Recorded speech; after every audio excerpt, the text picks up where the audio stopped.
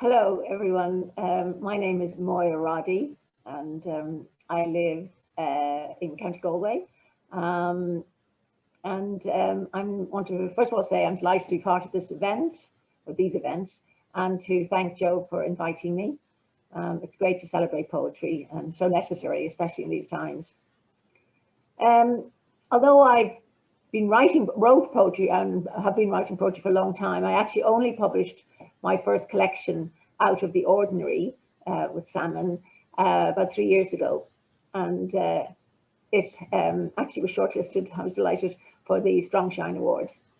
But I always wrote poetry. I've also published 2 novels. The latest was just in December, A Wiser Girl. And I've also published a collection, another novel, The Long Way Home, and then a collection of short stories, Other People. And I suppose as we're talking about poetry, I suppose my poetry draws mainly on family and memory, and also the ordinary everyday things around, which I draw inspiration from. And I suppose what I'm hoping to do is to sort of throw a new light on things. At least that's what I hope I'm doing.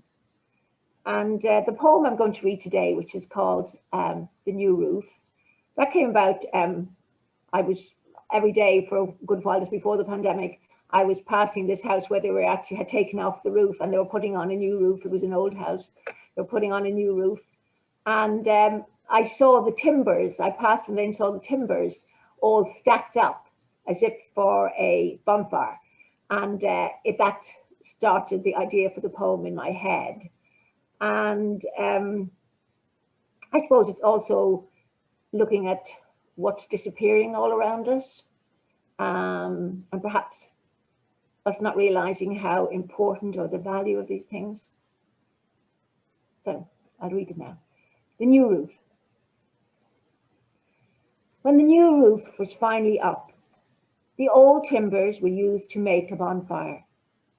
All the neighbours were invited, and we stood in a circle, drinking cups of tea or cans of beer.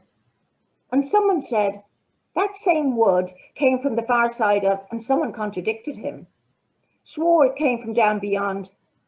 A bit of an argument ensued, a young lad adding fuel, saying he knew, or at least his father knew, the man who'd done the job.